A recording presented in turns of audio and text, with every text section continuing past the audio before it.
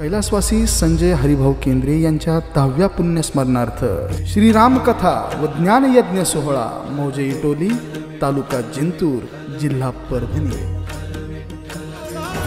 सोहळा आनंदाचा गजर विठुरायाचा अखंड हरिनाम सप्ताह मौजे इटोली। आयोजक श्रीमती मनीषाताई संजय केंद्रे। कथेचे यजमान सौ जयश्री व अक्षय संजय केंद्रे। प्रेक्षेपण आपल्या आवडत्या मराठी हॉटस्पॉटवर। अगदी थोड्या वेळामध्ये अभंगाची भूमिका मला तुम्हा सर्व मंडळी समोर ठेवायची। आपण भाग्यवान मंडळी आहोत दादा की तुमच्याने माझ्या जीवनामध्ये हा सुवर्ण योग तुम्हाला ने मला प्राप्त झालाय। तुम्ही जर थोडे शांत बसले म्हणजे ऑपरेटिंग वाल्याला सुद्धा कळेल काय कमी आहे काय जास्त आहे।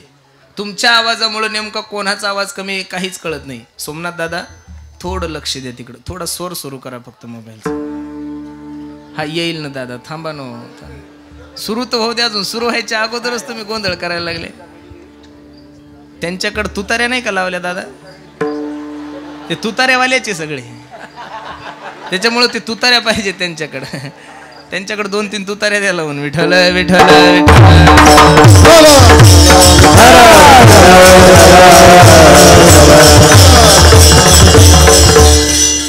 खूप गोड नियोजन तुम्ही सर्व मंडळींनी केलं, द्यावे तेवढे धन्यवाद तुम्हा सर्व मंडळीला। थोडी शांतता ठेवा। एवढ्या लांबून प्रवास करून एवढी धावपळ करून मी तुमच्याकडे आलो म्हणजे तुम्हाला हसवण्यासाठी नाही आलो। काय हसायचं तुम्ही परवा दिवशी हसून घेतलेलं आहे, त्याच्यामुळे प्रत्येक कीर्तनकाराकडून हसण्याचीच अपेक्षा करू नका। प्रत्येक कीर्तनकार जर हसवायला लागला तर उद्या परमार्थाचं वाटोळ झाल्याशिवाय राहणार नाही महाराज। कधी कधी किलोभर भेळ खाण्यापेक्षा 50 ग्रॅम कलाकंद खाल्ला तरी बुद्धी तेवढीच येते महाराज। आणि थोडी शांतता द्या, जास्त वेळ नाही घेणार मी तुमचा, फक्त थोडं लक्ष द्या माझ्याकडं। आपण भाग्यवान मंडळी आहोत की तुमच्याने माझ्या जीवनामध्ये हा सुवर्णयोग तुम्हाला ने मला प्राप्त झाला। भागवतकार खूप गोड वर्णन करतात, भाग्योदयेन बहुजन्म समर्जितेन सतसंग मंच लभते पुरुषो यदा वै अज्ञान हेतुकृत मोहमदांधकारणाशम विदाय ही तदोदयते विवेकः। काहीतरी पूर्वजन्मीचं पुण्य असल्याशिवाय एवढा सुंदर योग माणसाच्या जीवनामध्ये कसा प्राप्त होईल दादा? मी एक वाक्य सांगू का? संसारातली साधी गोष्ट जर माणसाच्या जीवनामध्ये प्राप्त झाली तरी लोक म्हणतात ओ दादा, अहो काहीतरी पूर्वजन्मीचं पुण्य होतं म्हणून हे आमच्या जीवनामध्ये प्राप्त झालंय। एखादा मनुष्य जिंतूरला जात असावा, 2 व्हीलरवर चालला, 80-90च्या स्पीडनं 2 व्हीलर एखाद्या भरधाव ट्रकने त्याला उडवून दिलंय। रक्ताच्या थारोळ्यामध्ये माणूस पडलेला आहे, ambulance wow wow wow wow करत येते, ॲम्ब्युलन्स मध्ये त्याला टाकलं जातं आणि जालन्याच्या सगळ्यात मोठ्या महागड्या हॉस्पिटलमध्ये त्याला भरती केल्या जातं। 10-5 दिवस झाले, काही लोक ज्यावेळेस त्याला भेटण्यासाठी जातात त्यावेळेस त्याच्या डोळ्याला धारा लागतात आणि तो सांगतो ओ दादा, उसाने भरलेला ट्रक होता, अंगावर आला होता हो, माझ्या वाचण्याचा 1% चान्स नव्हता, पण सांगू तुम्हाला काहीतरी पूर्वजन्मीचं पुण्य आडवं आलं म्हणून या अपघातातून मी वाचलो। मग सिंपल व्यवहार आहे मायबाप, माणूस अपघातातून वाचला तरी पुण्य समजतो, माणूस नोकरी लागली तरी पुण्य समजतो। काही महाशय तर एवढे हुशार आहे, ते म्हणतात बाबा अहो काहीतरी पूर्वजन्मीचं पुण्य केलं म्हणून एवढी चांगली बायको भेटली नाही, तर तसाच। मग आता चांगल्या बायकोसाठी जर पुण्य लागत असेल तर करतुम अकर्तुम अन्यथा कर्तुम, जगाचा मालक माझा पांडुरंग परमात्मा, त्याच्याविषयी अंतकरणामध्ये आवड निर्माण होण्यासाठी का बरं पुण्य नसेल लागल? तुका मने होता ठेवा तो या भावा सापडला, बहुत सुकृताची जोडी म्हणून विठ्ठल आवडी। लक्ष देऊ नाही का? काही साधक नामदेवरायकडे गेले, नामदेवराय जगाचा मालक बोलतोय, नामदेवराय तुमच्या सोबत, जगाचा मालक तुमच्या हाताने दूध पितोय, नामदेवराय जगाचा मालक तुमच्या हाताने नैवेद्य खातो, काय केलं याच्यासाठी? काय गोड प्रमाणे जन्मोजन्मी आम्ही बहु पुण्य केले, जन्मोजन्मी आम्ही बहु पुण्य केले, जन्मोजन्मी आम्ही बहु पुण्य केले, जन्मोजन्मी आम्ही बहु पुण्य केले।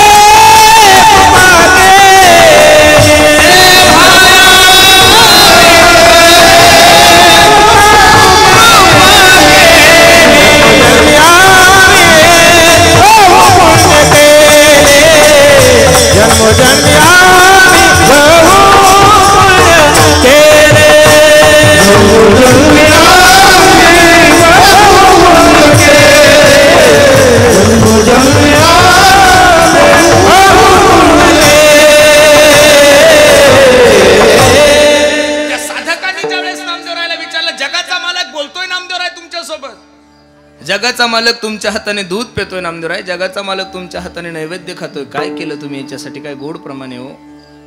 जन्मोजन्मी आम्ही हो बहु पुण्य केले, तेव्हा या विठ्ठले कृपा केली. अहो जगाचा मालक माझ्या सोबत बोलतोय, जगाचा मालक माझ्या हाताने दूध पितोय, जगाचा मालक माझ्या हाताने नैवेद्य खातोय. याच्यासाठी आम्ही अनेक जन्मापासून हेच करत आलो. तेव्हा कुठं हा पुण्याचा ठेवा आमच्या जीवनामध्ये प्राप्त झालाय. लक्ष देऊन ऐका फक्त. मी दररोज कीर्तनाच्या माध्यमातून सांगतो, माय बाप, जिंदगी में सपने तो हर कोई सजाता है, जिंदगी में सपने तो हर कोई सजाता है, लेकिन मेरा भगवान हर किसी का सपना कभी पूरा नहीं करता मेरे दोस्त. उसी तरह इस धर्म मंडप में भी हर कोई आना चाहता है, लेकिन आता तो वही है जिसे मेरा भगवान बुलाता है. आपण भाग्यवान लोक आहोत की एवढा मोठा सोहळा तुम्हा आम्हाला पाहायला भेटला. टीव्हीच्या न्यूज पाहिल्यानंतर तर असं वाटतं आता कधीही लॉकडाऊन लागू शकतो. बरोबर आहे का नाही? एवढं सुंदर वातावरण नाही पाहायला भेटलं मला. 2 वर्षात हे सगळं संपलं होतं. ना कानावर टाळ आहे, ना मंदिर आहे, ना वारी आहे. पण आता कुठंतरी जेमतेम चांगल्या प्रकारे सर्व सुरू झालंय. लक्ष देऊन ऐका. आपण भाग्यवान मंडळी आहोत आणि तुम्हा सर्व मायबापांची सेवा करण्यासाठी निवडलेला अभंग मी तुकोबरायचा आहे. 4 चरणाचा आहे. या अभंगामध्ये माझे जगद्गुरु तुकोबराय वैष्णवाचं आंतरिक लक्षण सांगतात. बाबा त्याला वैष्णव म्हणा की ज्याचा अवघं प्रेम देवावर आहे. शास्त्रामध्ये वैष्णवाचे 4 प्रकार सांगितलेले. लक्ष देऊन ऐका. अधम, अधम आधम, मध्यम आणि चौथा उत्तम. हे 4ही वैष्णव मी तुमच्या समोर ठेवणार आहे. अधम जो वैष्णव आहे तो कधी देवाचं चिंतन करत नाही, म्हणून त्याला अधम म्हणलेलं आहे. तुमच्या आणि माझ्या भाषेत त्याला नास्तिक म्हणलं तर काही वाव कसं होणार नाही दादा. नास्तिक माणसाचं वर्णन करत असताना भागवतकाराने खूप सुंदर वर्णन केले. वेण राजाचं वर्णन करत असताना शुकाचार्य भगवान राजा परीक्षितीला सांगतात, राजा यदा देवेषु वेदेषु गोषु विप्रेषु साधुषु धर्मीमयी विद्वेषु सवा अशु विनश्यती. जो धर्माला मानत नाही, जो वेदाला मानत नाही, जो शास्त्राला मानत नाही, त्याला नास्तिक म्हणतात महाराज. काय म्हणतात हो त्याला? नास्तिक म्हणतात. लक्ष देऊन ऐका. आधम जो वैष्णव त्याला तुमच्या आणि माझ्या भाषेत नास्तिक म्हणावं. एवढा सुंदर सोहळा आमच्या ताईने ठेवला. खरं सांगू का ताई, आमच्या डोळ्याचे पारणे फिटले महाराज. खरं सांगतो. एक महिला काय करू शकते याचा प्रत्यक्ष अनुभव जर तुम्हाला घ्यायचा असेल तर हा इथं येऊन इटोलीला येऊन कीर्तन ऐकायचं म्हणजे कळेल एका महिलाची ताकद काय. वा, तुमच्या जन्माचं सार्थक झालं ताई. आता कितीही कार्यक्रम ठेवा तुम्ही, काही ठेवा, एवढे सवंगडी गोळा करणं सोपं नाहीये महाराज. हे काही पैशाने आलेले लोक नाही हो. एखाद्या पुढाऱ्याला जर एवढे लोक गोळा करायचे असेल तर कमीत कमी 1 कोटी रुपये लागतात. मग आम्ही एवढे गोळा केले, तुम्ही 5-5, 10-10 लाख दिले आम्हाला तर. हे जे काही मंडळी आलेले हे फक्त ज्ञानोबराय तुकोबरायच्या नावावर आलेले लोक आहे महाराज. हे कीर्तन ऐकण्यासाठी आलेले लोक आहे. म्हणून लक्ष देऊन ऐका. आधम जो वैष्णव आहे तो कधी देवाचं चिंतन करत नाही. एवढा चांगला सोहळा चालू आहे तरी सुद्धा काही लोक अजून घराच्या बाहेर नाही. समजायचं ते नास्तिकच आहे. याच्यापेक्षा दुसरा जो बरा आहे तो अधम आधम.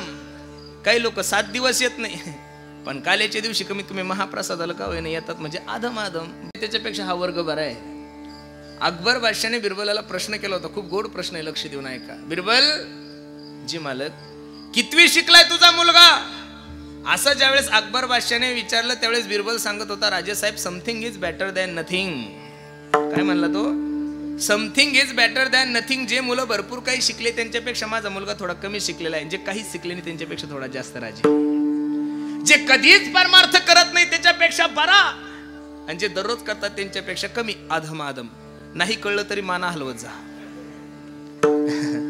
तिसरा जो वैष्णव आहे तो मध्यम वैष्णव आहे.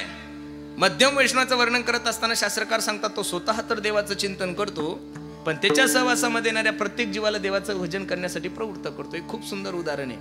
नाशिकला एक संन्यासी महाराजांचा आश्रम होता. त्या संन्यासी महाराजांच्या आश्रमाजवळ एक जिल्हा परिषदची शाळा होती. दादा, कोणती शाळा होती? जिल्हा परिषदची शाळा. दुपारची शाळा सुटली की मुलं आश्रमामध्ये खेळण्यासाठी आले की ते साधू महाराज त्या पोरांना बोलवायचे, ए पोरांनो, ए मुलांनो इकडे या.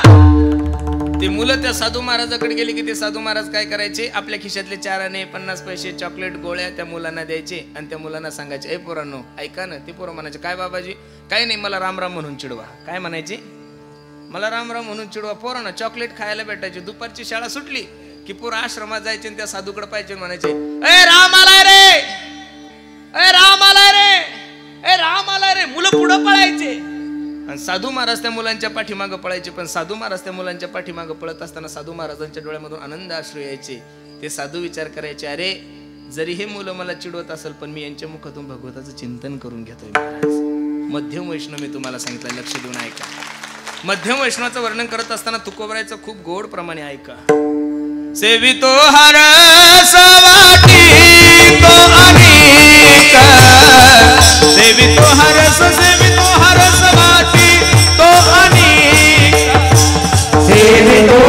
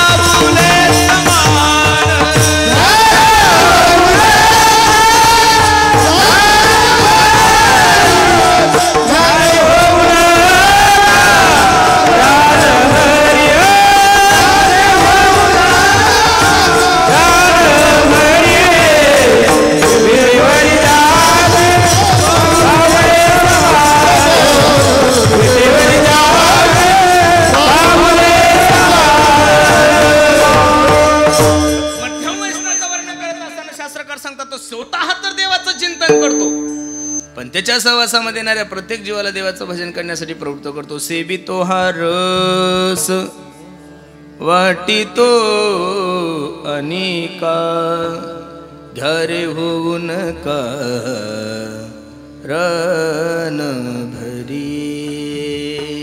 3 प्रकारचे वैष्णव तुम्हाला सर्वसमोर ठेवले. अधम, आधम आधम आणि तिसरा कोणताही मध्यम.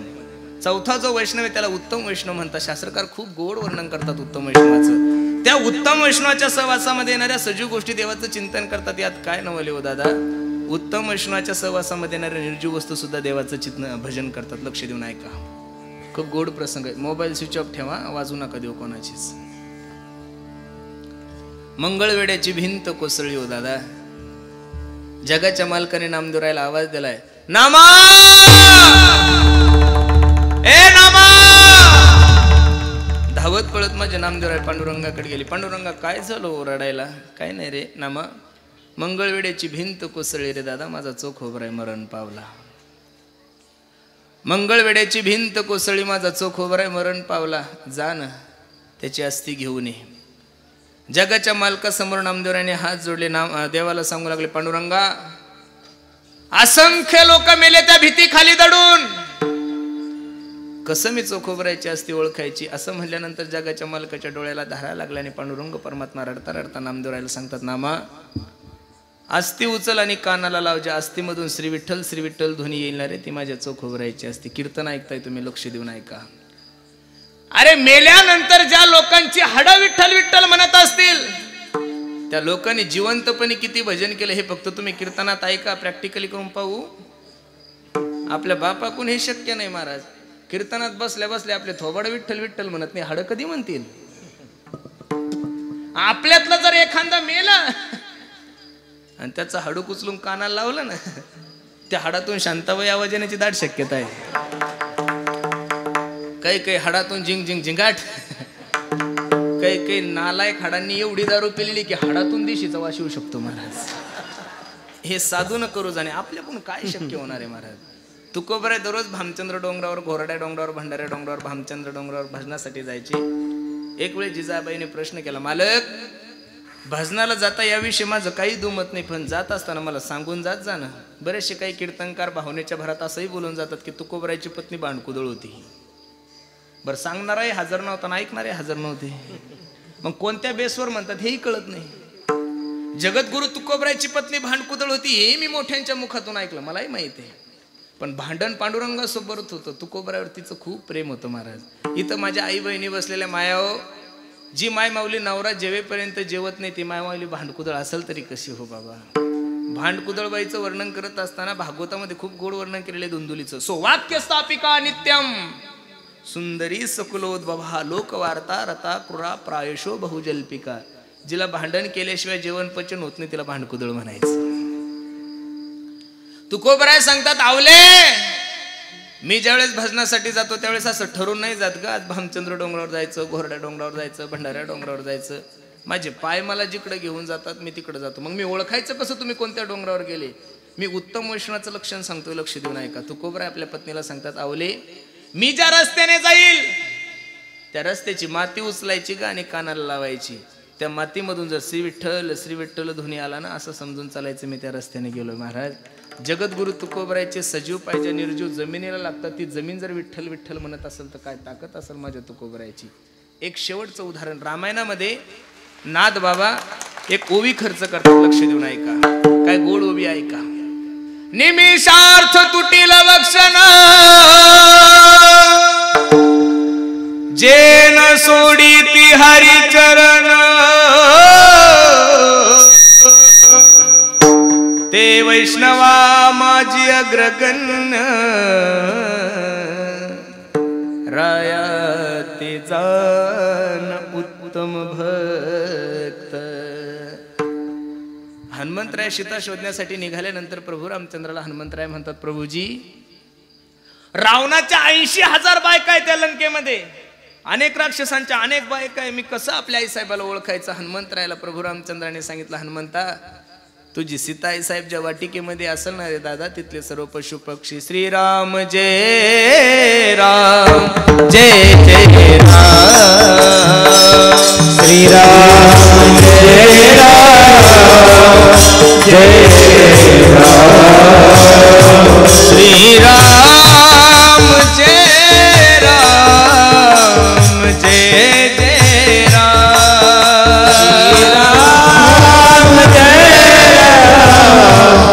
जय श्री राम जय राम जय जय राम श्री राम जय राम जय जय राम श्री राम जय राम जय राम श्री राम जय राम जय जय राम. रामचंद्र हनुमंताला सांगतात, हनुमंता तुझी सीता आई साहेब ज्या वाटिकेमधले असतील तिथले सर्व पशु पक्षी देवाचे चिंतन करत असेल, तिथले राक्षस देवाचं चिंतन करत असेल. हनुम्या याच्या पुढे जाऊन सांगू का रे तुला, तुझ्या सीता आई साहेबाकडे येणारी हवा सुद्धा प्रभू रामचंद्राचा ध्वनी घेऊन येत असेल. काय गोड प्रमाणे तुकोबरायचं ऐका, फक्त लक्ष देऊन तसंच माग म्हणा.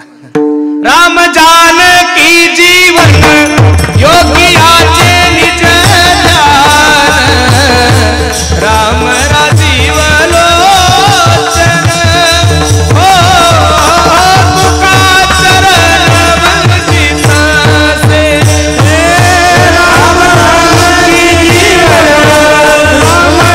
योगियाचे निज ध्यान राम राजीव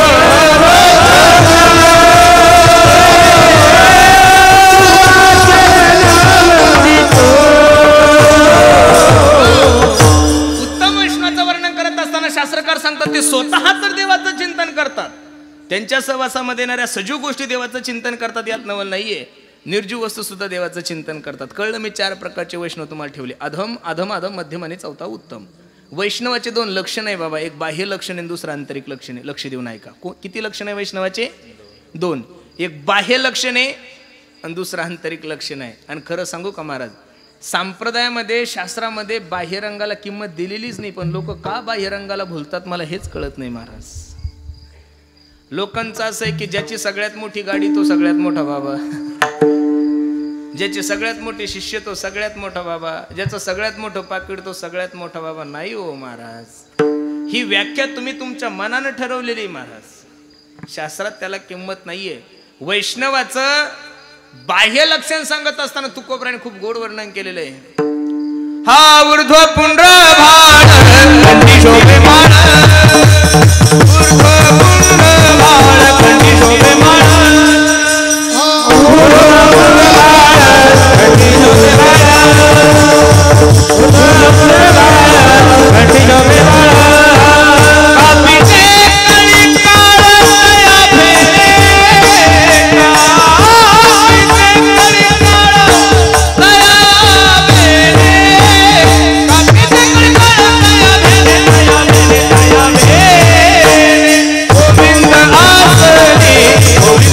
काळया फेरे,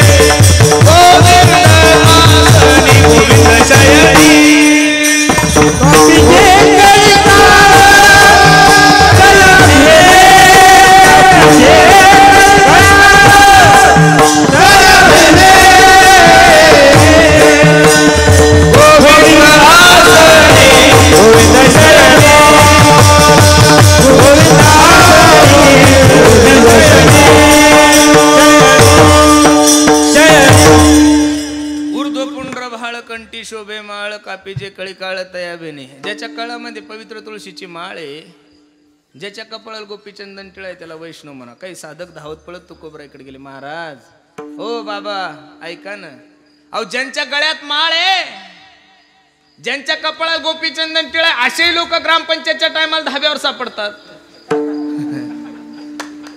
अजिबात नाही. संप्रदायामध्ये बाह्य रंगाला कि मी खरं सांगू का महाराज, तुम्हाला मी 200 रुपयात महाराज करू शकतो. किती रुपयात? तुम्ही म्हणसाल महाराज येड झालंय.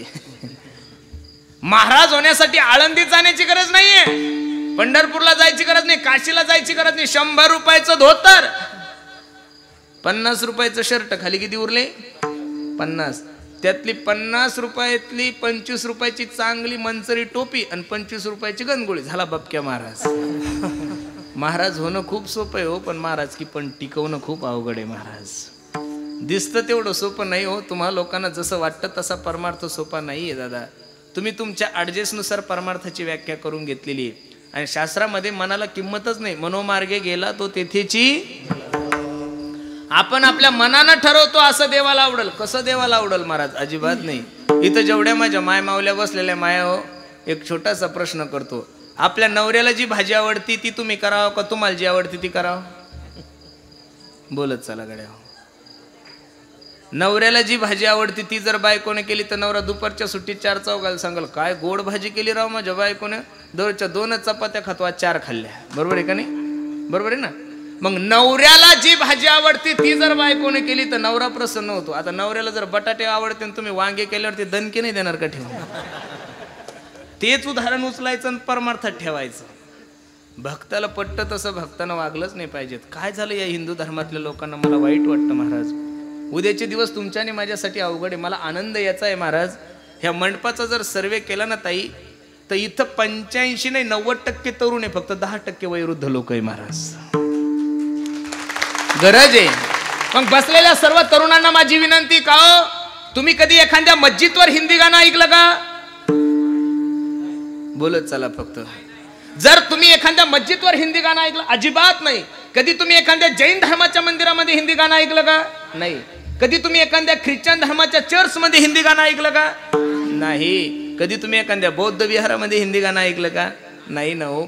मग मुस्लिम लोक जर त्यांच्या मस्जिदवर हिंदी गाणं लावत नाही, जैन धर्माचे लोक त्यांच्या मंदिरात हिंदी गाणं लावत नाही, ख्रिश्चन धर्माचे लोक जर त्यांच्या चर्च मध्ये हिंदी गाणं लावत नाही, बौद्ध धर्माचे लोक जर त्यांच्या बौद्ध विहारामध्ये हिंदी गाणं लावत नाही, तर माझ्या गणपती बाप्पा समोर, माझ्या नवरात्रात देवी माते समोर हिंदी गाणे लावण्याचा अधिकार तुम्हाला दिला कोणी? हा पहिला प्रश्न आहे. येडे लोक आहे का तुम्ही? मूर्खपणाला सुद्धा टाळ्या वाजवता. हा मूर्खपणा आहे आपला. कुठं टाळी वाजव हे कळलं पाहिजे माणसाला. उग काही बी नाही. का गये ते तो येडीला माहेर सारखं तुमचा दोषच नाही महाराज, इथं कोणत्याच मोबाईलला रेंज नाही, टावर नाही, डोंगरातले आहे ना. ऐका, लक्ष देऊन ऐका माझं. आपण आपल्या धर्माची जोपासना केली पाहिजे.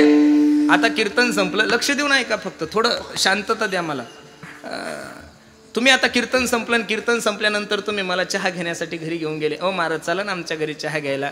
आणि मी जर चहा घ्यायला तुमच्या घरी आलो, माझी चप्पल घालून जर डायरेक्ट तुमच्या देवघरात गेलो किंवा किचनमध्ये गेलो किंवा बेडरूममध्ये गेलो, तुम्ही लोक एका वाक्यात म्हणसाल याला कीर्तन करायची अक्कल आहे पण वागायची अक्कल नाही. का? हा चप्पल घालून घरात आला. मग तुमच्या घरात जाण्यासाठी मला चप्पल कुठं काढावं लागते हो? कुठं काढावं लागते? अरे मग तुमच्या घरात जाण्यासाठी जर माझ्यासाठी बंधन आहे, मला चप्पल जर घराच्या बाहेर काढावं लागते, तर माझ्या भगवंताची आराधना करत असताना, माझ्या देवाची भक्ती करत असताना काहीतरी नियम संप्रदायानं घालून दिले असतील का नाही महाराज? मी तर नेहमी सांगतो, हे भगवान, अरे मुझे अपनों से बचा लेना रे, औरों को तो मैं देख लूंगा. आपला धर्म जेवढा आपण पायात खाली तुडवला तेवढा दुसऱ्या लोकांनी तुडवलंच नाही. म्हणून तुम्हाला पटतं तसं करूच नका. देवाला काय पटतं ते करा. आणि देवाला काय पटतं माहिती का? ऐका. आवडे देवासी तो ऐका, आवडे देवासी देवासी तो ऐका, आवडे देवासी तो ऐका,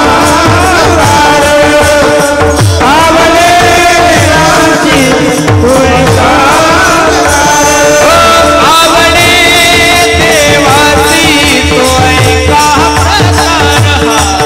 आवडे देवासी तो ऐका, आवडे देवासी तो ऐका,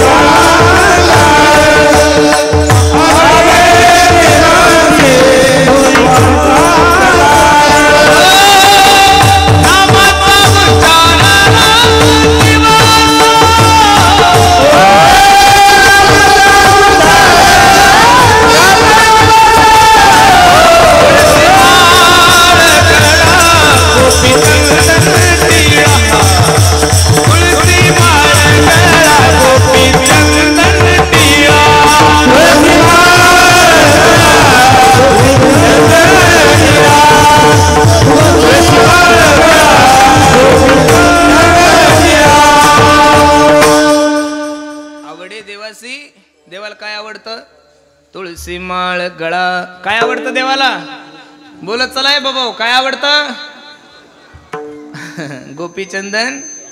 देवाला तुळशी आवडती गड्या हो. आणि तुम्ही डॉक्टर लोकांच्या नांदी लागून कोरोनात माळी काढल्या. डॉक्टर लोकांना तर माझा प्रश्न आहे, सगळे मोठे मंडळी माझ्या पाठीमागं बसलेले, म्हणून मला थोडं बंधन आहे काही गोष्टी बोलायला, थोडं वाईट वाटतं, पण वस्तुस्थिती महाराज. जगातील सगळ्या डॉक्टर लोकांना माझी एक विनंती, माझा प्रश्न आहे, अंडे खाल्ल्यानंतर लोक जगतात असा एखादा पुरावा तर मला द्या. अरे तर बैल खाणारे मरायला लागले ना अंडे खाणारे जगतील कसे? हा मोठा प्रश्न आहे माझा.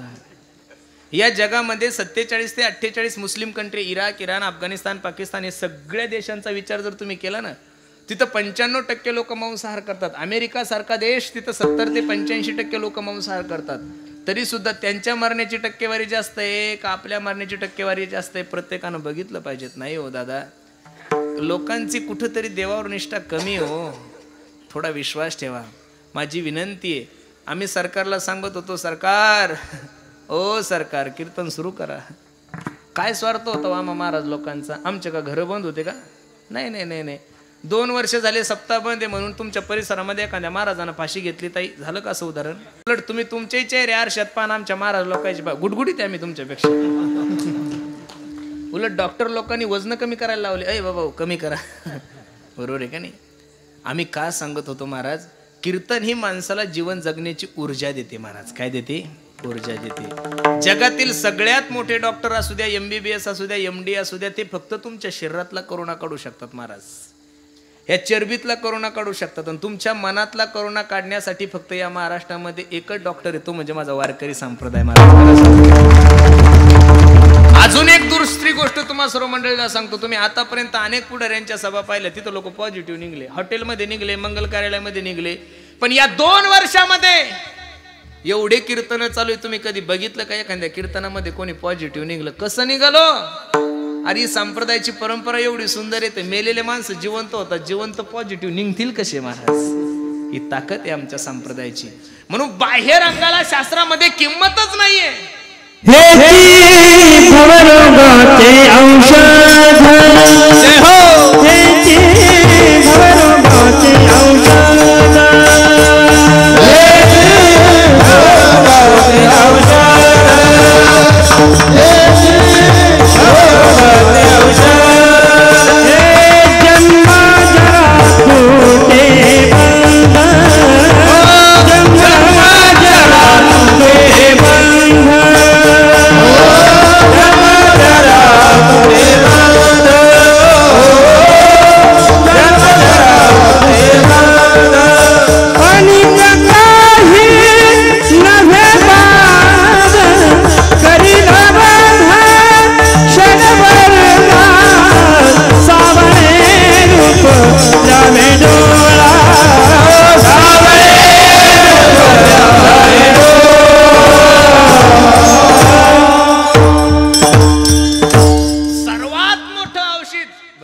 चिंतन आहे. तुटे भवरोग, संचित क्रियामान भोग. म्हणून संप्रदायामध्ये बाह्य रंगाला किंमत दिली नाही महाराज. म्हणून वैष्णवाचे 4 प्रकार मी तुमच्या समोर ठेवले. वैष्णवाचे 2 लक्षणामध्ये एक लक्षण तुम्हाला मी बाह्य सांगितलं. आणि ज्यावेळेस साधकांनी विचारलं तुकोबराय काय आहे त्या वैष्णवाचं आंतरिक लक्षण, त्यावेळेस तुकोबराय सांगतात ज्याचं अवघ प्रेम देवावर आहे अशाला वैष्णव म्हणा अभंगाचं पहिलं.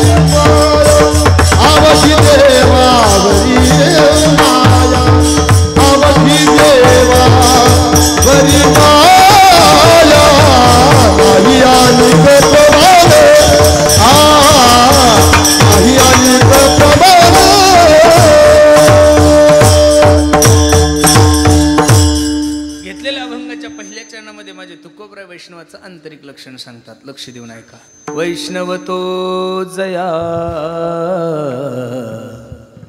अवघी देवावरी माया. अवघी या शब्दाचा अर्थ आहे सर्व. अवघी या शब्दाचा अर्थ काय? सर्व. सर्व या शब्दाचा अर्थ आहे संपूर्ण. संपूर्ण या शब्दाचा अर्थ सगळं. काही जरी म्हणलं तरी त्याचा अर्थ एकच आहे. एक सांगू का दादा तुम्हाला, अवघी देवावर माया नसेल तर तो महाराष्ट्रातील कितीही मोठा कीर्तनकार असेल तरी त्याला वैष्णवाच्या पंक्तीत बसून असं तुकोबरायचं प्रांजळ मत आहे. प्रवेश करण्यापूर्वी एक शंका तुम्हा सर्व मायबापा समोर करतो. लक्ष देऊन ऐका फक्त. भगवंताने हे विश्व निर्माण करत असताना, भगवंताने ही सृष्टी निर्माण करत असताना काही गोष्टी प्रामुख्याने अशा निर्माण केल्या की माणूस त्याच्यावर जेवढं प्रेम करतो तेवढं कशावरच करत नाही. राजे, कशावर प्रेम करतो माणूस सर्वात जास्त? माणसाच्या शरीरावर. किती प्रेम करतो? बसलेल्या कोणत्याला माणसाला असं वाटतं का तुमचे केस पांढरे व्हावे? आठवड्याला डाय करतो आपण. बरं केसाची केली ठीक आहे, दाढीची बी बरं, दाढीची ठीक आहे, मिशीची काय? लोकांना म्हातारा झालेला आवडतच नाही महाराज. एखाद्या आजीला सुद्धा आजी म्हणलं की ताण होतो, ती म्हणते ताई म्हणा जाऊ पण तू डंगरी झाली. अवघड झालं. लोकांना म्हातारा म्हणलं की ताण होतो. तसं नाहीये. माणूस माणसाच्या शरीरावर जेवढं प्रेम करतो तेवढं कशावरच करत नाही. माझ्यासोबत एक ड्रायव्हर होतो महाराज, पहिलं टकलं होतं ते, पण तब्येत चांगली गबूच्या गबू होती. 70-75 किलोच होतं, पण वरती मजलाच नव्हता राजे त्याला. ते इतकं जीवाला खायचं दररोजचा एवढा समाज वगैरे. मला एक दिवस म्हणे, काय तुमच्यासोबत राहून फायदा हो म्हणे महाराज, रात्रंदिवस एवढ्या मोठ्या मोठ्या लोकांमध्ये फिरता, एवढे डॉक्टर लोक ओळखीचे, एखाद्या डॉक्टर कुठून तास औषध घ्या की मला केस आले पाहिजेत. पुण्याला माझं कीर्तन होतं एका डॉक्टरच्या आईच्या पुण्यतिथीनिमित्त. डॉक्टरला मला मानधन नको, नारळ नको, बुक्का नको, काही नको, फक्त माझ्या ड्रायव्हरला केस आले पाहिजे असं औषध द्या. ते डॉक्टर माझ्या पुढचं होतं म्हणे, तानच नका घेऊ, 8 दिवसात केस. कीर्तन केलं महाराज, त्याच्याकडून औषध घेतलं आणि ड्रायव्हरला त्याने सांगितलं, हे बघा 8 दिवस 4 टाइम लावायचं आणि आराम करायचा. त्यानं पुण्यातच गाडीची चाबी माझ्याकडे दिली, ही गाडी आणि हे तुम्ही आणि ही चाबी. आता 8 दिवस मला फोन करायचा, दररोज सकाळी उठायचं, औषध लावायचं, दुपारी लावायचं, संध्याकाळी लावायचं. महाराज 8 दिवसांनी मी त्याला भेटायला गेलो. त्याचं ते चित्र पाहिल्यानंतर मला घामच आला महाराज. पहिले तरी एवढाले केस होते हो. ते औषध लावल्यामुळं डायरेक्ट इन डायरेक्ट समृद्धी महामार्गाचा बायपासच झाला महाराज, एक बी नाही राहिला. ही वस्तुस्थिती. माणूस माणसाच्या शरीरावर जेवढं प्रेम करतो तेवढं कशावरच करत नाही. दुसरी गोष्ट आहे, समाजावर प्रेम करतो माणूस. किती समाजावर प्रेम करतो. आज तुमची माझी जी धावपळ चालली ना दादा, की लोक काय म्हणतील याच्यासाठीच चालली ना महाराज. पण खरं सांगू का, लोक काहीच म्हणत नाही. अरे हा जो समाज आमच्या समोर बसलेला आहे, हा समाज माझ्या ज्ञानोबरायचा झाला नाही, हा समाज माझ्या तुकोबरायचा झाला नाही, हा समाज माझ्या संत भगवान बाबाचा झाला नाही. जो समाज ज्ञानोबराय तुकोबरायचा झाला नाही, तो समाज आजकालच्या कीर्तनकाराचा आणि धोत्रावाल्याचा कधी होणार आहे महाराज. आपल्याला असं वाटतं लोक आपल्यावर प्रेम करतात, अजिबात नाही. लोक फक्त तुम्हाला म्हणू शकतात एवढं की आम्ही तुमचे फॅन आहोत. काही लबाड म्हणतात आम्ही कूलर आहोत, काही लबाड तर त्याच्या पुढचे म्हणतात आम्ही एसी आहोत. पण या 2 वर्षात चंदू दादा आपल्याला अनुभव आला. या युट्यूब जर चेक केलं ना महाराज, महाराष्ट्रामध्ये 11 कोटी लोकसंख्या आहे राजे. किती कोटी लोकसंख्या आहे? त्या 11 कोटीमध्ये फक्त माझ्या एकट्याचे कीर्तन ऐकणारे 2 ते 2.5 ते 3 कोटी लोक असतील. म्हणजे 40% लोक आपल्या सोबत आहे महाराज. नुसते गेले की Maharaj selfie please, selfie please, इतकं वर्णन करतात. बाबा बाबा बाबा बाबा, आम्ही तुमचे फॅन आहोत, तुमचं कीर्तन ऐकतो, असं करतो तसं करतो. एवढे फॅन पैकी या 2 वर्षात मला एकानाही फोन नाही केला, भाऊ तू पॉझिटिव्ह आहे का तू निगेटिव्ह आहे, काय तुझी गाडी आहे फॉर्च्युनर का नेली ओढून फायनान्स, काय नाही महाराज. आम्हाला माहिती आहे जगाचं अवघड आहे, म्हणून तर आम्ही सांगतो ना, जोवरी चळण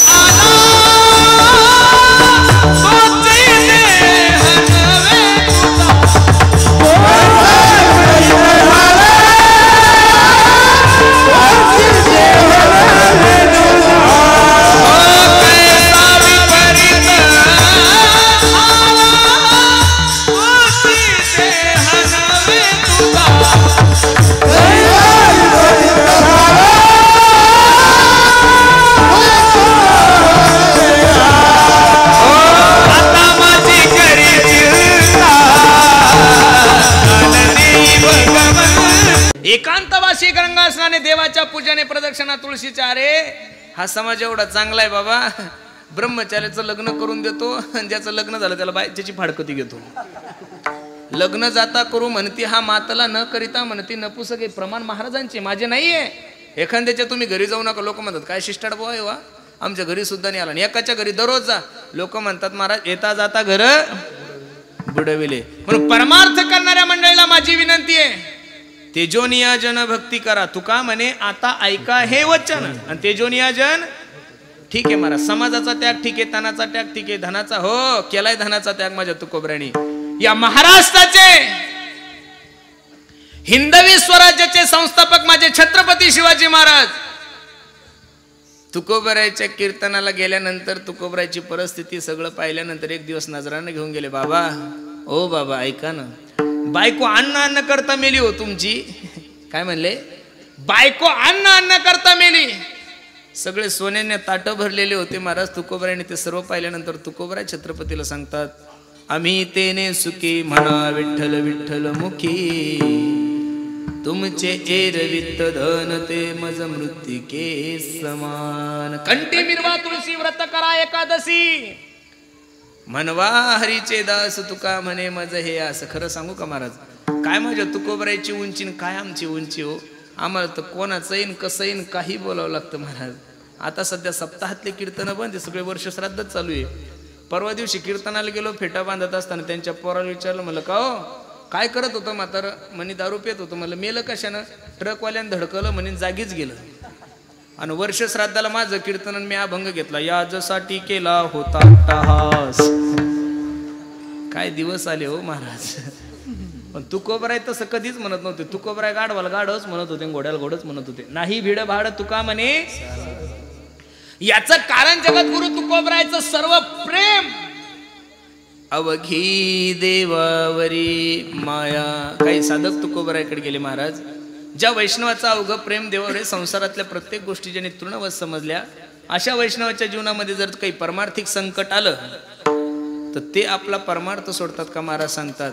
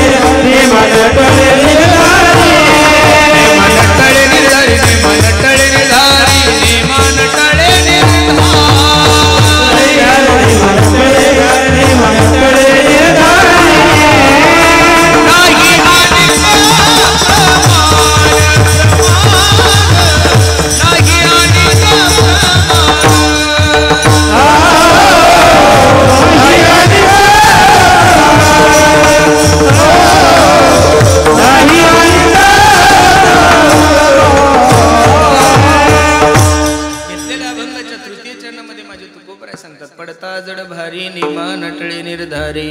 त्या वैष्णवाच्या जीवनामध्ये किती जरी मोठं संकट आलं तरी ते आपला परमार्थ सोडत नाही. प्रमाण आहे, पाहती पांडव अखंड वनवासी, परित्याग देवासी आठविती हो. पाची पांडवाच्या जीवनामध्ये जेवढं संकट आलं तेवढं नाही महाराज तुमच्या आणि माझ्या जीवनामध्ये. लक्षागृहाला आग लावली कौरवांनी, विषाचे लाडू खाऊ घातले पाची पांडवांना भीमाला. भर सभेमध्ये द्रौपदी आईसाहेबाला नग्न करण्याचा प्रयत्न केला तरी परमार्थ नाही सोडला महाराज. देवाचं चिंतन नाही सोडलं. दुसरं प्रमाण आहे का? प्रल्हादासी पिता करीतो जाचनी. समाजाने परमार्थ करण्यासाठी विरोध करावा यात नवल नाहीये. नातेवाईकांनी परमार्थ करण्यासाठी विरोध करावा यातही नवल नाहीये. स्वतःच्या बापाने 21 वेळा मारण्याचा प्रयत्न केला हो. कोणी? हिरण्यकश्यपूने. कोणी? 21 वेळा मारण्याचा प्रयत्न केला तरी सुद्धा परमार्थ नाही सोडला. नारायण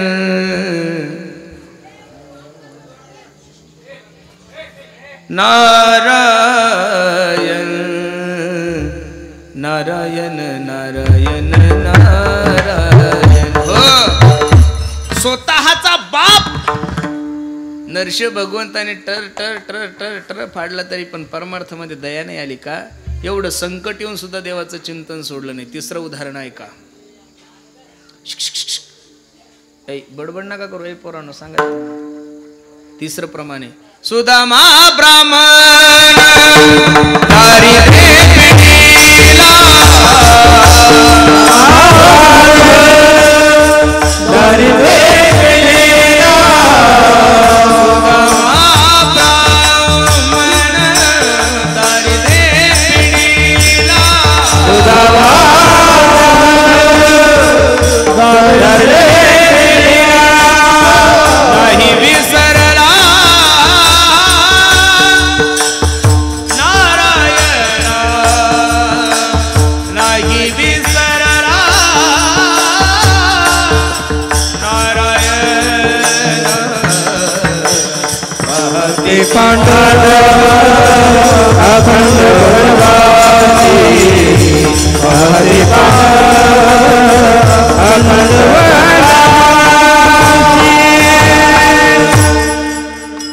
सुदाम देवाच्या जीवनामध्ये जेवढं दुःख होतं तेवढं तो तुमच्या माझ्या जीवनामध्ये नाहीये ना महाराज.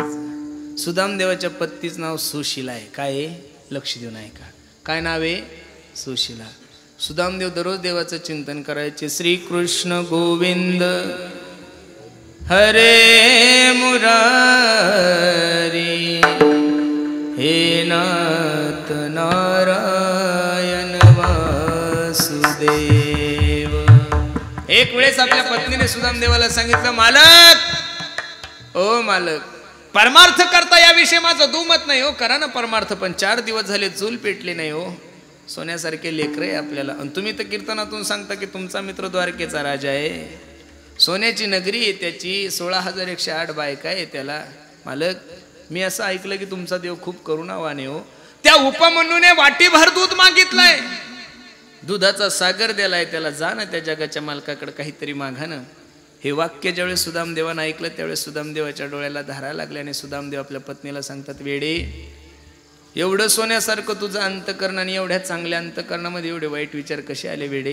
मी या परिस्थितीमध्ये आहे म्हणून माझ्या भगवंताने मला बरं, मी ज्या परिस्थितीमध्ये आहे त्या परिस्थितीमध्ये जर माझ्या भगवंताला बरं वाटत असेल तर मी जीवनभर असं राहील, पण माझ्या देवाला त्रास देणार नाही. सुशीलानं ओळखून घेतलं, हे मेलं तरी देवाला काही मागणार नाही. अहो नका देवाला काही मागू, काही भेटायला तर जा, दर्शनाला तर जा. कसं जाऊ ग सुशीला? मला जर भगवंताने विचारलं, वहिनी आई साहेबांनी काय दिलं तर मी काय सांगू ग? इथं 4 दिवस झाले घरी खायची व्यवस्था नाहीये, मला काळजी नका करू, मी काहीतरी व्यवस्था करते. काय सुंदर पत्नी असेल सुशीला माता. 4 घरी गेली, 4 घरचे पोहे आणले. एकाही घरचे पोहे आणता येत होते, 4 घरचे का आणले हो? याच्याही मागचं कारण आहे. सुशीला त्या पोह्याच्या मार्फत देवाला सांगते, देवा, तुझ्यासाठी संसाराची राख रांगोळी केली, तुझ्यासाठी संसारावर तुळशीपत्र ठेवले, आणि एका टायमाची जेवणाची व्यवस्था जर तुझ्याकडून होत नसेल तर तुझ्या देवपणाला आग लागो देवा. काय सुदाम्याचं प्रारब्ध खराब असेल महाराज. धोतर सुद्धा नव्हतं पोहे बांधण्यासाठी, 10-5 गाठी असणारं धोतर, त्याला त्याच्यात पोहे बांधले, आणि चैत्र महिन्याचे दिवस आहे, दुपारचे 12 वाजल्याने सुदामदेव भगवंताच्या भेटीला निघाले. घनश्याम तुझे ढूंढने जाऊ कहा कहा,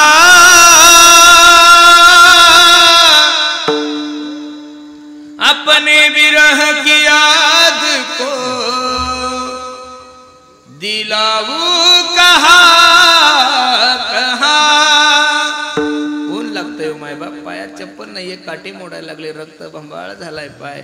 कसं करावं, काय करावं? एका झाडाखाली सुदामदेव बसले आणि जगाच्या मालकाला विनंती केली आणि रडायला लागले, देवा, भूख लगती है, प्यास लगती है, जिंदगी अब उदास लगती है, कैसे आऊं तेरी द्वारिका, आस भी अब उदास लगती है. सुदामदेवाला मूर्छा आली, सुदामदेव झोपले. महाराज, माझ्या जगाच्या मालकानं उचललं, द्वारकेमध्ये सुदामदेवाला आणून टाकलो. डोळे उघडून पाहिलं तर सगळी नगरी सोन्याची. जय श्री कृष्ण, जय श्री कृष्ण, जय श्री कृष्ण. प्रत्येकाला विचारत होते, का हो कोणाची नगरी? ही द्वारकाधीशाची नगरी आहे. एका सेवकाला विचारलं, कुठं असतो हो तुमचा जगाचा मालक? हे समोरचं जे गेट दिसतंय ना, त्या गेटनं समोर गेलं की तो जो राजवाडा आहे ना, तो देवाचाच आहे. काठी टेकवत टेकवत टेकवत तिथे गेले आणि तिथले भगवंताचे 2 सेवक हे, एक जय आणि विजय. कोण आहे? जय विजय. आणि जय विजयाला सांगू लागले, अहो तुमच्या कृष्णाला जाऊन सांगा की तुझा लहानपणीचा मित्र आलाय. रडायला लागले जय विजय की आतापर्यंत या महाद्वारात अनेक लोक आले, अनेक या राजवाड्यापुढे राजे महाराजे देव देवता आले, पण आज जी विभूती आली ती काही आगळी आणि वेगळी. महाराज जय विजय भगवंताकडे गेले आणि भगवंताला सांगू लागले, देवा आतापर्यंत अनेक लोक आम्ही पाहिले, पण आज जो महात्मा आपल्या द्वारात आला तो काही आगळा वेगळा आहे. काय आहे त्याचं नाव? त्यावेळी जय विजय सांगू लागले, पूछत दीन दयाल को बतावत आपनो नाम सुदामा. सुदामा नाव जगाच्या मालकानं ऐकलं ना महाराज, तर असं जोऱ्या जगाचे मालक पळायला लागले. पितांबर एकीकडे पडलाय, चप्पल एकीकडे, पट्टराण्या पाठीमागं पळताय, उद्धवजी पळतायत, प्रद्युम्न पळतोय. काय झालं? कोण असा महात्मा आला असावा? आणि गेले आणि सुदाम्याला आलिंगन दिलं. लक्ष देऊन चिंतन ऐका. सगळी द्वारका नगरी रडत होती, पट्टराण्या रडत होत्या, उद्धवजी रडत होते, सगळे मुलं रडत होते.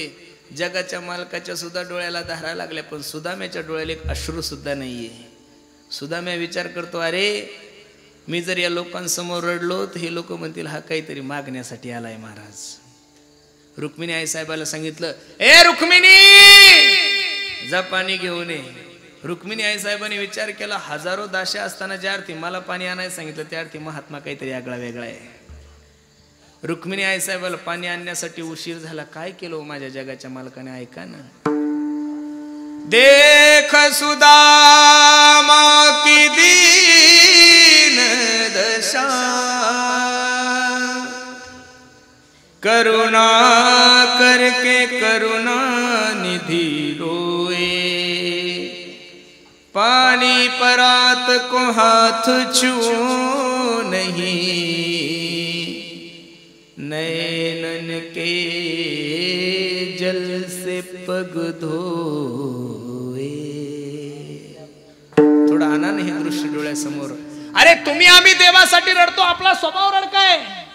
बायको ऐकत नाही म्हणून माणूस रडतोय, पोरगा ऐकत नाही म्हणून रडतोय, आपण सर्व देवासमोर रडतोय. पण देव ज्या माणसासाठी रडत असेल ते माणसं निश्चित तुमच्या आणि माझ्यापेक्षा आगळे वेगळे. दादा सुदाम्याच्या हाताला हात धरलाय, जगाच्या मालकाने सुदाम्याला राजवाड्यात नेलंय. महाराज सुंदर असं स्नान घातलंय. जगाच्या मालकाने आपल्या सोन्याच्या सिंहासनावर सुदाम्याला बसवलं. एक पाय रुक्मिणी आई साहेबाने घेतला आणि दुसरा पाय भगवंताने हातात घेतला आणि त्या पायातले काटे ज्यावेळेस काढायला लागले त्यावेळेस जगाचा मालक रडतोय आणि रडता रडता सुदाम्याला सांगतो, सुदाम्या काय देवा कशी रे तुझी परिस्थिती? काय म्हणले देव सुदाम्याला? सुदाम्या कशी रे तुझी परिस्थिती? हे वाक्य ज्यावेळेस सुदाम्यानं ऐकलं त्यावेळेस सुदाम्याच्या मुखातून उद्गार निघाले, देवा माझ्यासारखं सुखीन माझ्यासारखं भाग्यवान या जगामध्ये दुसरं कोणीच नाहीये. ढसा ढसा रडतोय जगाचा मालक. अरे 4 दिवस झाले सुदाम्या तुझ्या घरी चूल पेटली नाही, तू सांगतो माझ्या सारखं सुखी जगामध्ये कोणीच नाहीये. जगाच्या मालकाच्या डोळ्याला धारा लागल्या आणि जगाचा मालक विचार करू लागला, ज्यांनी माझ्यासाठी संसारावर तुळशीपत्र ठेवले त्या लोकांच्या एका टायमाची जेवणाची व्यवस्था जर माझ्याकडून होत नसेल तर माझ्या देवपणाला आग लागू. महाराज तर सोन्याची नगरी दिली हा भाग वेगळा आहे, आपल्याला ते सांगायचंच नाहीये. सोन्याचा पितांबर घातलेला होता. सर्व यथोचित झाल्यानंतर सुदामदेव म्हणतात, देवा मी येतो आता. आणि सुदामदेव निघाल्यानंतर जगाच्या मालकाने सुदाम्याला सांगितलं, ए ते तुझं फाटकं धोतर घेऊन जाईन, ते सोन्याचा पितांबर काढून ठेव. त्यावेळेस सुदाम्याला थोडं वाईट वाटलं. काय देवा तू उदार म्हणतात लोक तुला, उदार तू हरी नाहीसी कीर्ती चाराचारी. चुकीचं वर्णन देवा तुझं.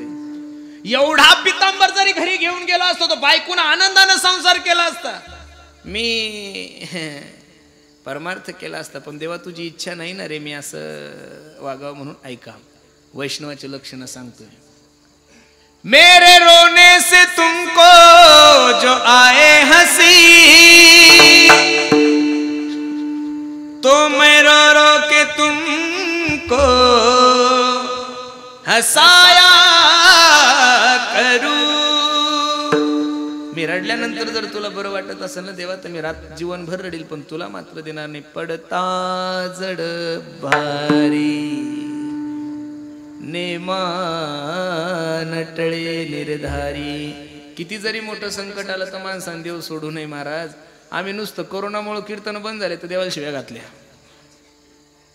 आपल्याकडून हे शक्य होत नाही महाराज. आपण किती जरी हे आकाश हे साधूनच म्हणावं, आपण म्हणायचं नाही.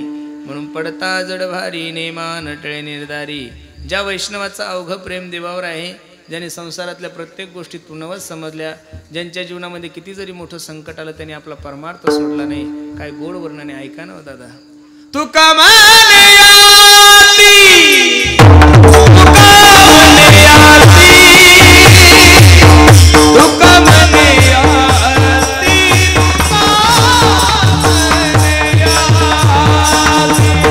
तुका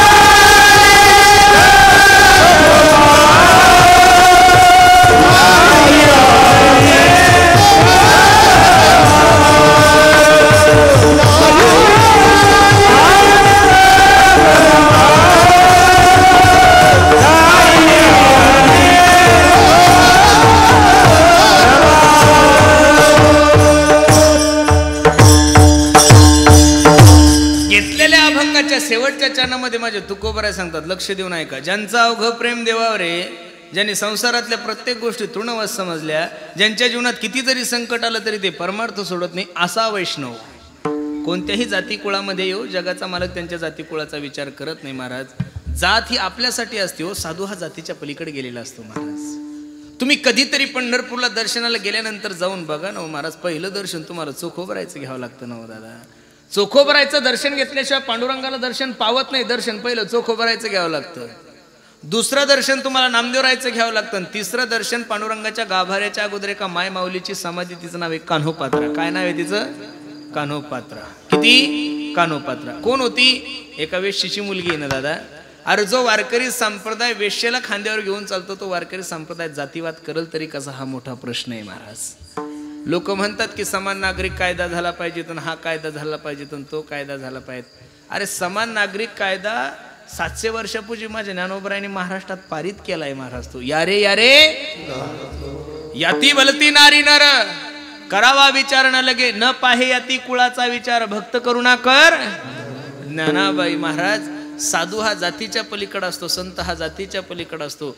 तुम्ही लोकांनी त्यांना जातीत ठेवलं तो तुमचा दोष आहे महाराज. अरे वयाच्या 16व्या वर्षी विश्वाला शांतीचा संदेश देणारा महात्मा म्हणजे माझे ज्ञानोबराय आहे महाराज. तुमच्याने माझे माथे ठिकाण्यावर याच्यासाठी पंचम वेद असा गाथा देणारे माझे तुकोबराय आहे महाराज. काय दिलंय त्याच्या बदल्यात आपण लोकांना? काहीच दिलं नाही महाराज. ज्या ज्ञानोबराय ज्ञानेश्वरी दिली त्यांना मधुकरी दिली नाही आपण.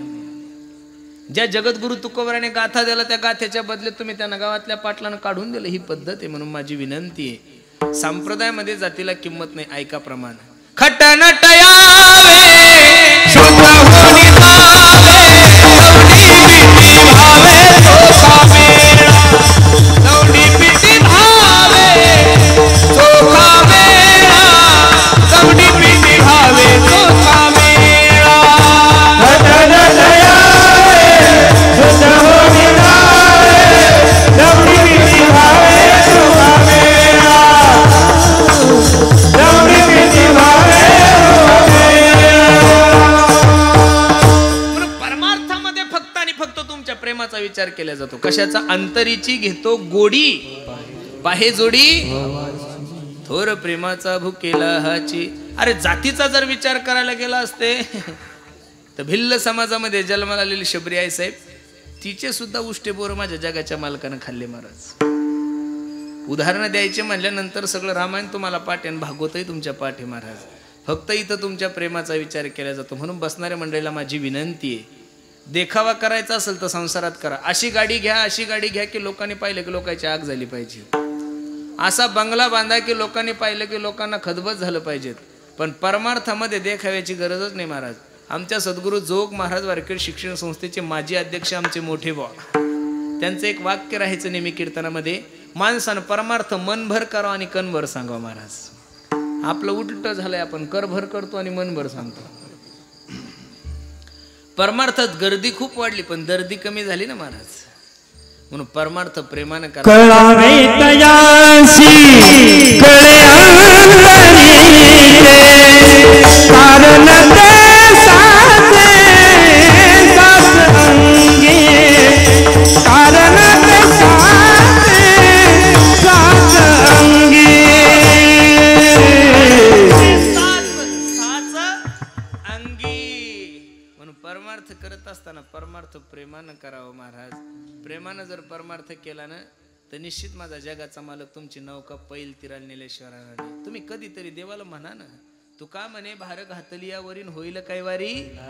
आपण कधी म्हणतच नाही देव माझा आहे म्हणून. आपण ही कधी मानसिकताच नाही. आपण म्हणतो बायको माझी, लेकर माझे, नातेवाईक माझे माझे. कोणीच कामी नाही आलं महाराज करोनामध्ये, ना बायको ना लेकर ना नातेवाईक. कधीतरी देवाच्या मंदिरात जाऊन देवाला म्हणा ना, देव माझा देव माझा माझा देव माझा मी देवाचा. एकदा म्हणा,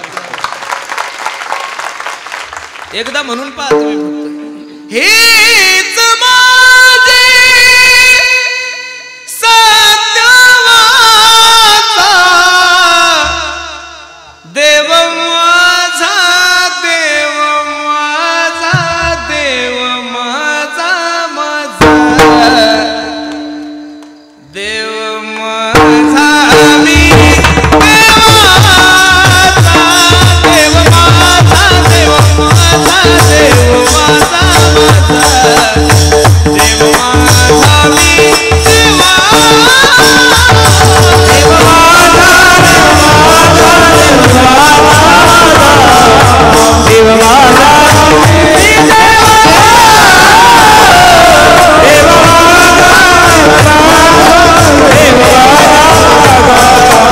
देव माझा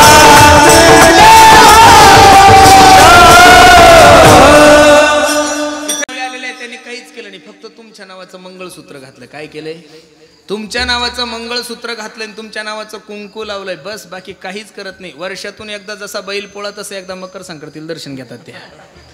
नाही तर इथं कोणत्याही एखाद्या महात्म्यानं हात वर करून सांगा माझी बायको दररोज 2-2 टाइम दर्शन घेते. आमच्याच घेणं तर तुमची काय बोंब पडणार आहे.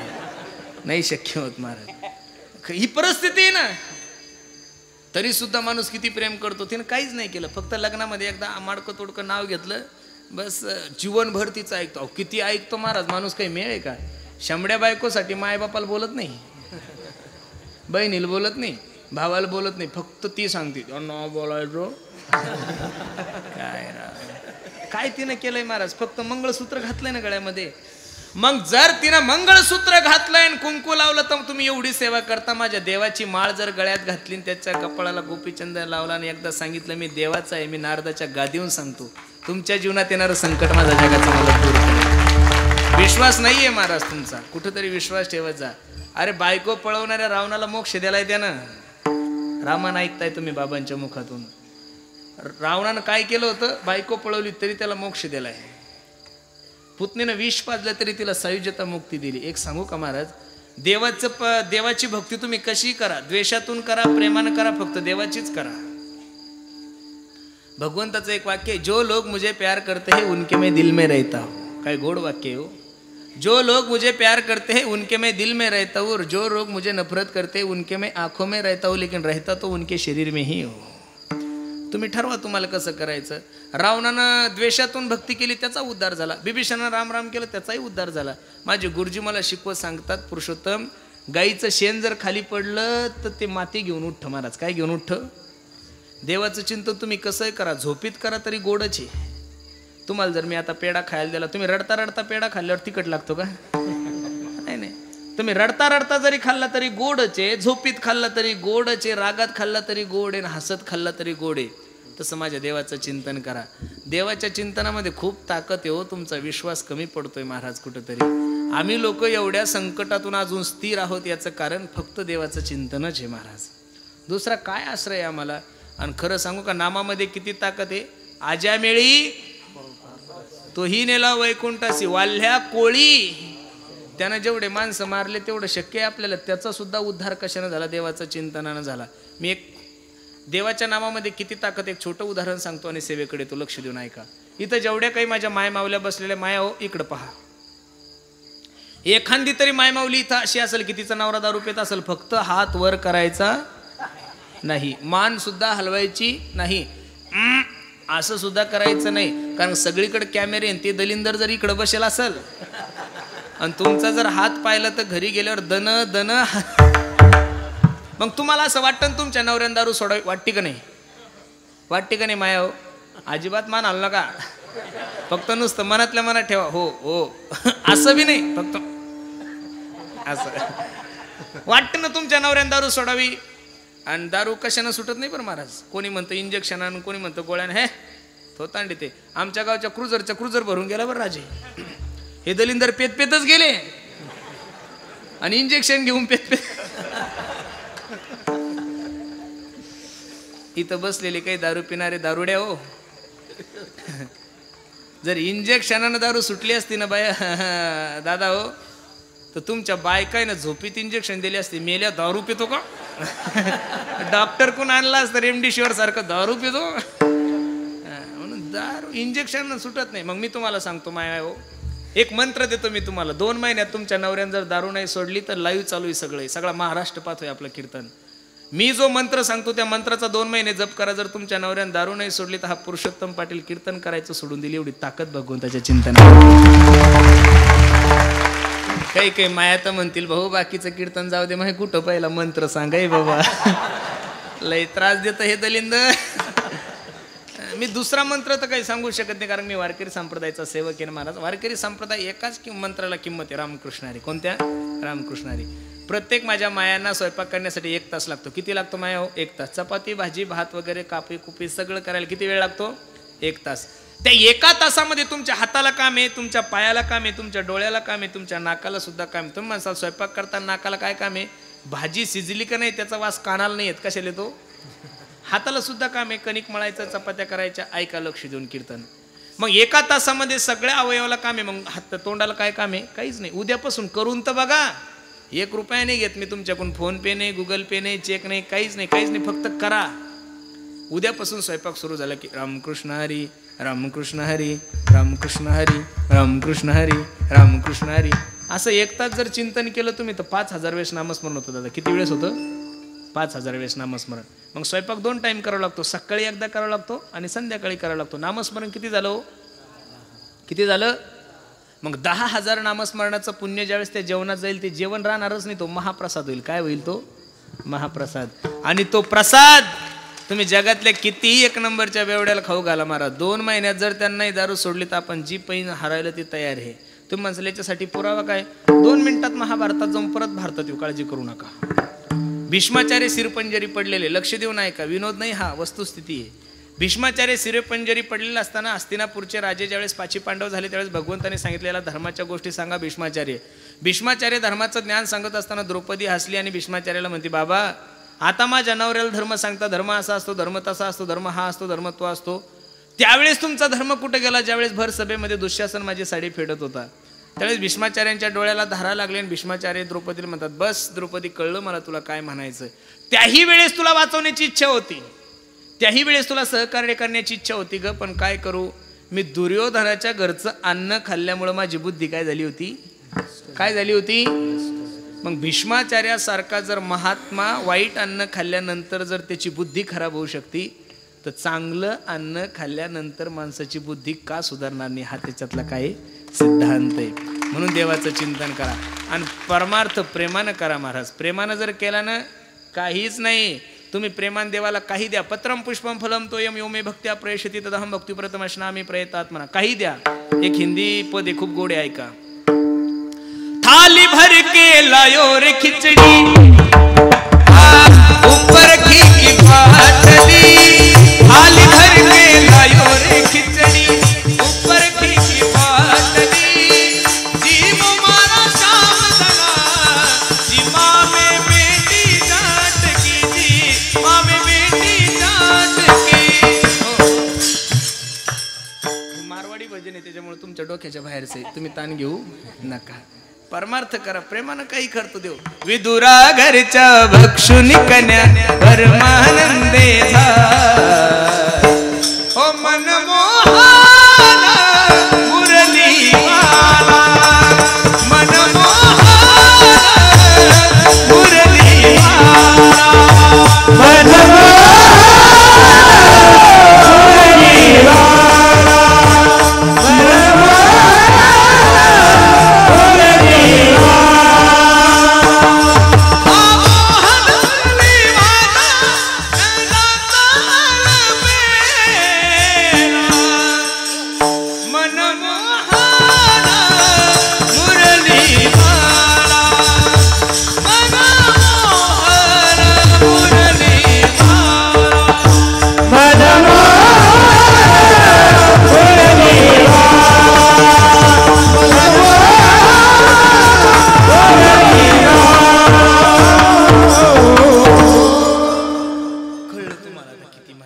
तुम्ही सगळे जेवून आलेले आहे ना. आपलं डिझेल संपलं बाबा, आता आलं तसं झोपलं मला डायरेक्ट. मी सांगितलं होतं कीर्तनानंतर जेवतो आणि आता जमत नाही महाराज. चंदूबा वय झालंय माझं. मी कीर्तनकार झाल्यापासून 18 लाख किलोमीटर प्रवास केलाय महाराज. किती? आता 10-15 दिवस झाले ॲडमिट होतो, डॉक्टर छाती दुखवतो, डॉक्टर म्हणे तुम्ही थोडा प्रवास टाळा आणि बोलणं टाळा. अरे म्हणलं धंदाच बंद झाल्यावर करू काय? बोलणं धंदा आहे ना. तू मला बाकी कोणी इंजेक्शन दे, 2 एकूण 2 इंजेक्शन दररोज दे, पण बोलणं बंद करू शक्य नाही महाराज. ही एक नशा आहे. काय? एक नशा आहे महाराज परमार्थाची. अरे मी तर प्रत्येक देशवासियांना सांगल, तुम्हाला किती व्यसन करायचे तेवढे सगळे व्यसन करा. ड्रामनं नाही, टँकरनं दारू प्या. कशानं? आणि पिऊन झालं की एकदा आमची परमार्थाची नशा करा. एकदा का मनुष्य नशेत लागला ना महाराज, हो मैं तो दीवानी बनी,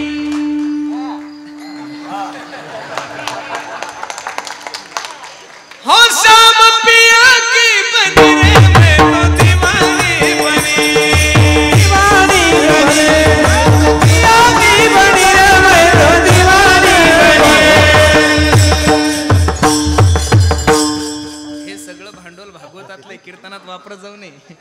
ऐका, परमार्थाची एक वस्ती आहे महाराज. तुम्ही जर ज्ञानोबराय तुकोबरायच्या सोहळ्याला गेले ना महाराज, 70 वर्षाचं म्हातारं नुसतं ज्ञानोबाराया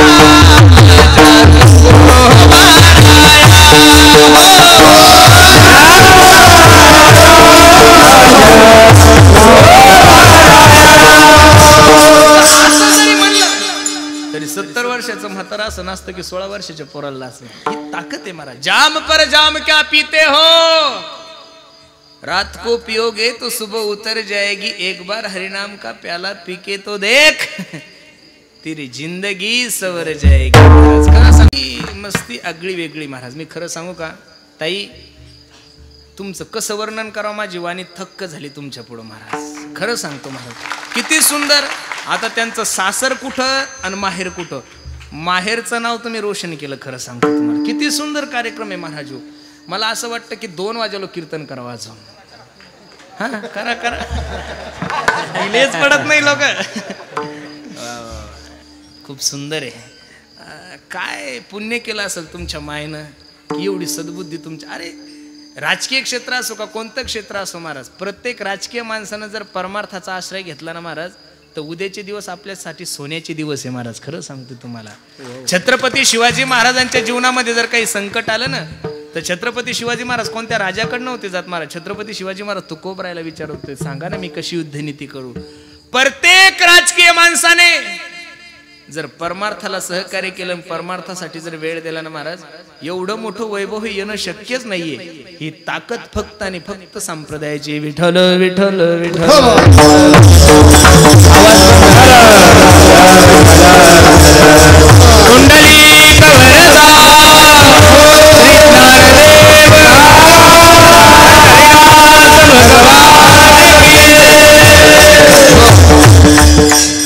उठू नका तुम्ही, बसा ना बसा. नाही नाही नाही नाही, असं मधात नका उठू. एवढा चांगला कार्यक्रम आहे. जेवढे इथं मंडळी बसलेले तुम्हाला तुमच्या बायकाईची शपथ उठली. आता इकडं बी तुम्ही पण नाही उठायचं. आणि तुम्ही म्हणसाल महाराज काय केचे लग्न झाले नाही, होणाऱ्या बायकोची. अरे इतक्या लांबून आम्ही आलो, थोडा विचार करणं. असं उठू नका गड्या, नका असं. त्याला कार्यक्रमाला गालबोट लागल असं कोणतंही काम नका. अजून माझा वेळ शिल्लक आहे ना महाराज, अजून 20 मिनिटं शिल्लक आहे माझे. मी तुमचा जास्त वेळ घेणार नाही, फक्त बसा थोडं, विक्षेप नका करू महाराज. विठ्ठल विठ्ठल विठ्ठल.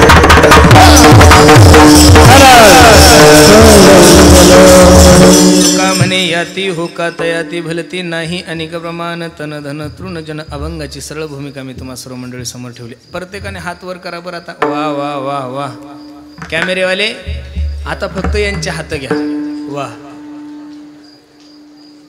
सर्वांनी हात वर करा. ज्यांना देवाने हात दिले ते प्रत्येकाने हात वर करा. आणि 2 मिनिटं एक टाळ एक टाळी एका ताला स्वरात फक्त माझ्या भगवंताचं चिंतन करा. ऐका. ज्ञानोबाराया माझ्या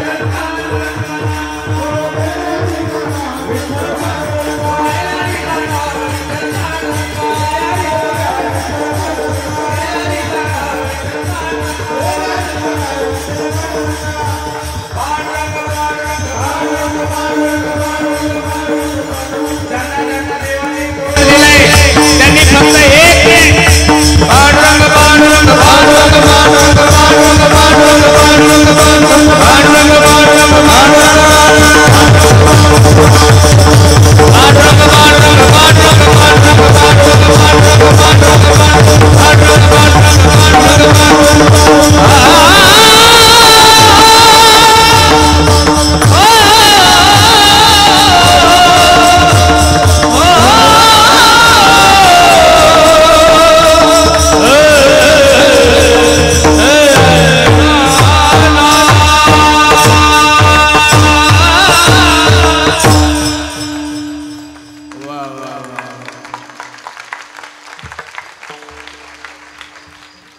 जीव ओवाळून टाकू वाटायला लागेल तुमच्या.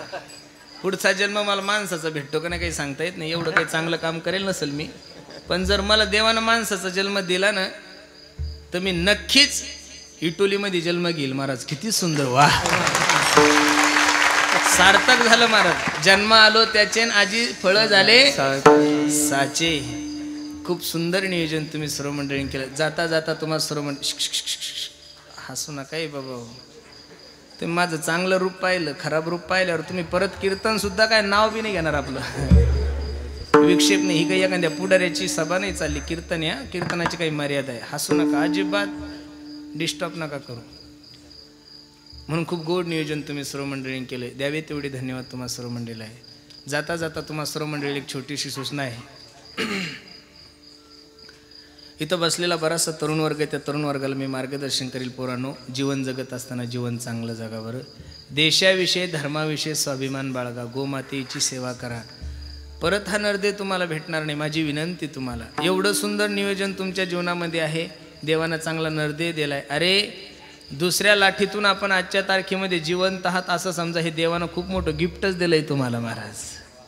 आता फक्त उर्वरित आयुष्यात चांगलं काम करायला शिका. दुसऱ्याच्या दुःखामध्ये दुःख माना आणि दुसऱ्याच्या सुखामध्ये सुख माना. ए दुनिया एक उलझन है, कई धोखा कई ठोकर, कोई हंस हंस के जीता है, कोई जीता है रो रो कर, मुश्किल में संभल जाए उसे इंसान कहते हैं, बनाया दर्द जो अपनाए उसे इंसान कहते हैं. दुसऱ्याचं दुःख आपलं दुःख समजा आणि दुसऱ्याचं सुख हो. काळजी करू नका तुम्ही. म्हणून तरुणांना माझी विनंती, देशाची धर्माची सेवा करा. पोरांनो, उद्याचे दिवस तुमच्या आणि माझ्यासाठी खूप अवघड आहे महाराज. मला वाईट वाटतं का मुलांना काय व्यसनाधीन झाले मुलं काही कळत नाही. पोरांनो, जीवनामध्ये तुम्हाला काय करायचं ते करा गड्यावर, फक्त व्यसन जीवनामध्ये नका करू. लाजा वाटल्या पाहिजेत महाराज तुम्हाला मला. अरे यूपी बिहारचे लोक तुमच्या जिंतूरला आले रे पोराहो. त्यांनी पाणीपुऱ्या विकून 4-4 मजली बिल्डिंग बांधल्या. तुम्ही बिल्डिंग इथं बांधल्याच नाही, पण वसनापायी आपल्या बापाच्या 5-5 एकर जमीन विकल्या. कुठं चालले तुम्ही? थोडा विचार करा ना दादा. कधीतरी सावध येत जा. मुस्लिमांनी हिरवा झेंडा वर करू द्या, सर्व मुस्लिम बांधव त्या झेंड्याखाली जाऊन बसतात. बौद्ध समाजाच्या लोकांनी निळा झेंडा वर करू द्या, सर्व बौद्ध बांधव त्या झेंड्याखाली जाऊन बसतात. तुमचा आणि माझा पहिला प्रश्न निर्माण होतो, कोणता झेंडा घेऊ हाती? कसं होणार तुमचं आणि माझं एकत्रित? या दादा, छत्रपती शिवाजी महाराजांचे वारसदार आहात रे आपण. भगतसिंग राजगुरू यांचे वारसदार आहात. अहिल्याबाई होळकरांचे वारसदार आहात.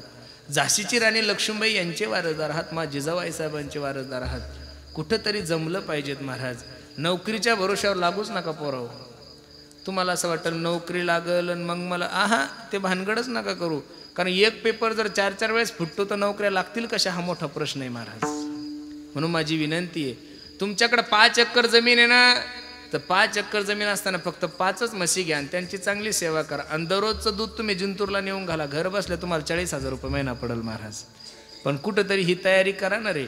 पंजाबचे लोक, हरियाणाचे लोक महाराज, राजस्थानचे स्वीट मार्टवाले तुमच्या जिंतूरला येऊन जर कोट्यावधी रुपये कमवत असेल तर आपण लोकांनी व्यवसायाकडे का वळू नये? मला एक आश्चर्य वाटतं. 2-3 दिवसापूर्वी मी घरी असताना काही नेपाळचे लोक रगी विकण्यासाठी आले होते राजे आमच्या गावात. रगी घ्या रगी. आता जुन्या बचारा दुपारच्या टायमाला महिला घरी होतं, प्रत्येक महिलाने 4-4, 5-5 रगी घेतले. आमच्या गावाच्या एका महिलाला मी विचारलं, का ग केवढ्याला घेतली रग? नाही म्हणे उधार घेतली. म्हणलं काय दिलं, पॅन कार्ड दिलं का काही आधार कार्ड दिलं का एखादा चेक? नाही नाही नाही नाही नाही, त्यानं असं सांगितलं, तुम्ही मकर संक्रांतीला मी आलो की मला पैसे द्या. प्रश्न माझा लक्ष देऊन ऐका दादा. नेपाळचा माणूस बुलढाणा जिल्ह्यातल्या एका चिखली तालुक्यातल्या एका छोट्या गावात येऊन ओळख नसताना 4-4 महिन्यासाठी रगी तशा देऊन जातो. याचं कारण असं आहे महाराज, नेपाळच्या लोकांना सुद्धा माहिती आहे की महाराष्ट्रातले लोक सगळं काही करू शकतात, पण कोणासोबत गद्दारी नाही करू शकत. अरे आम्हाला जन्मताच शिक्षण एवढं चांगलं दिलं, आम्ही पहिल्या वर्गात गेलो की सर आम्हाला ABCD नाही शिकवत हो राजे, 1 2 3 4 नाही शिकवत, क ख ग वगैरे तसलं काहीच नाही. पहिला हात पुढं करायला लावतात आणि म्हणतात, मन India is my country, all Indians are my brothers and sister, I love my country. Bharat माझा देश आहे. तुम्ही कधी ऐकलं का तरुणांनो, आपल्या देशाला माता ही संज्ञा का आहे? कधीतरी विचार करत जाय बाबा, कारण की हा देश एवढा चांगला आहे, या देशाचा स्वभाव एवढा चांगला आहे. अरे जे लोक प्रेम करतात त्यांच्यावर तर आम्ही प्रेम करतोच रे गड्या हो, पण जे जवान आमच्या भारतवासियांच्या छातीत गोळ्या घालतात त्या पाकिस्तानी आतंकवाद्यांना सुद्धा या देशातला पहिला देश असा आहे की दिवाळीची पहिली मिठाई देणारा या जगातला पहिला देश कोणता आहे महाराज? म्हणून भारत माता आहे. तुम्ही असं ऐकलं का पाकिस्तान चुलता? नो. लंडन दिदी अजिबात नाही, अमेरिका मावशी अजिबात नाही महाराज, हे फक्त आपल्या देशात आहे. म्हणून भरतखंडे नरदेह प्राप्ती हे तो परमभाग्याची संपत्ती. भारतासारख्या पवित्र देशामध्ये जन्माला आले ना तुम्ही, निश्चित या देशाची सेवा करा. तुम्ही देश सोडून कधी गेलेच नाही महाराज. आम्ही 2018-19 सोपान महाराजांना आम्ही तिकडे कॅनडाला गेलो होतो. तिकडे गेल्यानंतर कळालं आपल्या देशात काय वैभव आहे महाराज. काही नाही तिकडं, संस्कृती नाही तिकडं, खाणं नाही तिकडं, पिणं नाही, हे सगळं जे आहे ना महाराज ते फक्त आपल्या देशात आहे.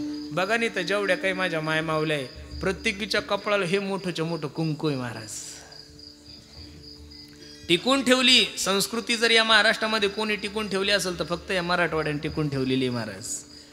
परभणी जिल्हा आहे ना तुमचा, लोक असं का म्हणतात जगात जर्मनी आणि भारतात परभणी का म्हणतात हो राजे? जगात सगळ्यात खराब रोड तुमच्या जिल्ह्यात आहे. टाळे नका वाजव बाबा, कशा टाळ्या वाजवतात येडेचे.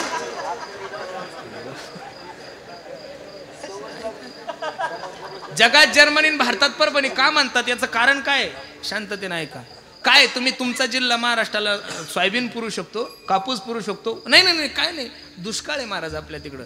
परभणीचा माणूस जर पुणे स्टेशनला ओळखायचा असला तर कसा, ज्याच्या शर्टाला बिडीचे भोक आहे ते समजून चालायचे परभणीचं गॅंटेने, भोसकेच असतात प्रत्येक ठिकाणी.